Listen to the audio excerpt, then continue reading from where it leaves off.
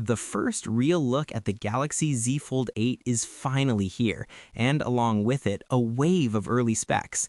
There's quite a bit to unpack, and not all of it is what you'd expect. Some things feel familiar, almost too familiar, while others hint at meaningful changes under the surface.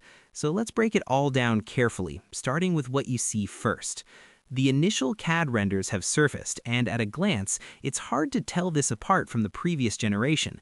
The overall design language hasn't shifted. In fact, if you placed it next to the Fold 7, most people wouldn't notice a difference right away.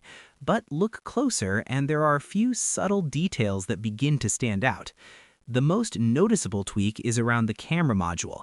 It now appears slightly more refined, with softer edges and a cleaner finish. There's also a transparent layer effect, similar to what we've seen recently on Samsung's Ultra lineup. It's not a dramatic change, but it does give the device a slightly more polished feel.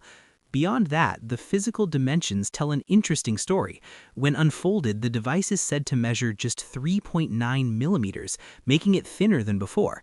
But when folded, it reportedly comes in at 9 millimeters, which is actually thicker.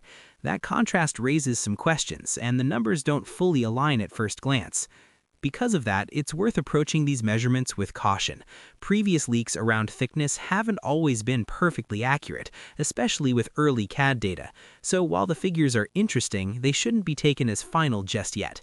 The real takeaway here isn't the exact size, but the direction Samsung might be heading. Visually, this doesn't look like a year focused on redesign. Apart from potential new color options, the exterior feels largely unchanged, but that doesn't automatically mean this is a minor update.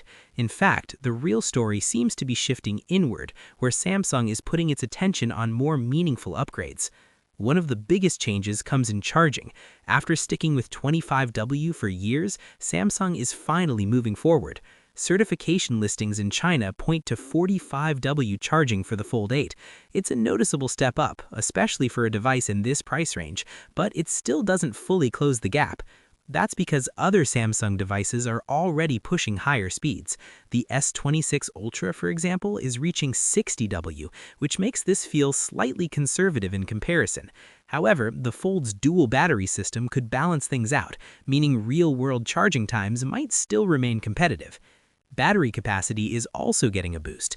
The Fold 8 is expected to feature 5,000 mAh setup, and this detail has been confirmed through certification data. That's a solid improvement and should translate to better endurance, especially when combined with efficiency gains from the new chipset. Now, when it comes to the S Pen, there's been some speculation.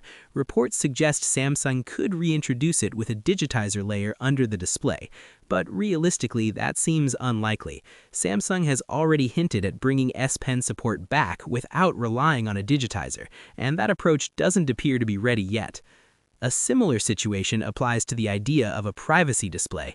With two screens on a foldable, implementing that feature would significantly increase costs, given how expensive components already are.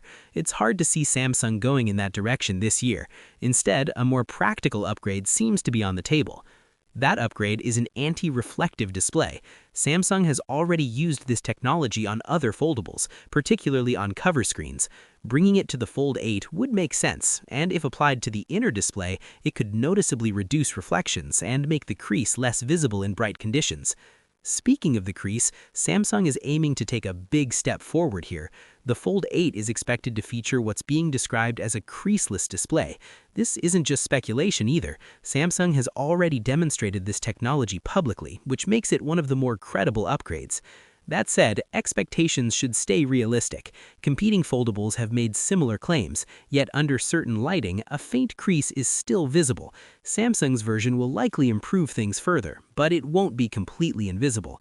Still, for most users, this should make the crease even less noticeable in everyday use. On the camera side, there are a few meaningful upgrades. The ultra-wide sensor is moving up to 50 megapixels, a significant jump from the previous 12. The 3x telephoto is also being updated, although it may rely on some sensor cropping, similar to what we've seen in other recent devices.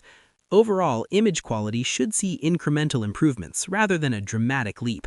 Along with that, Samsung is introducing a new safety feature for the display. If something is left on the screen while closing the phone, the device will alert you with a vibration to prevent damage. Other internal upgrades include a larger vapor chamber for improved cooling, a redesigned hinge mechanism, and the latest Snapdragon 8 Elite Gen 5 for Galaxy. There's also mention of a wider variant of the Fold 8 in development, though details on that one remain limited for now.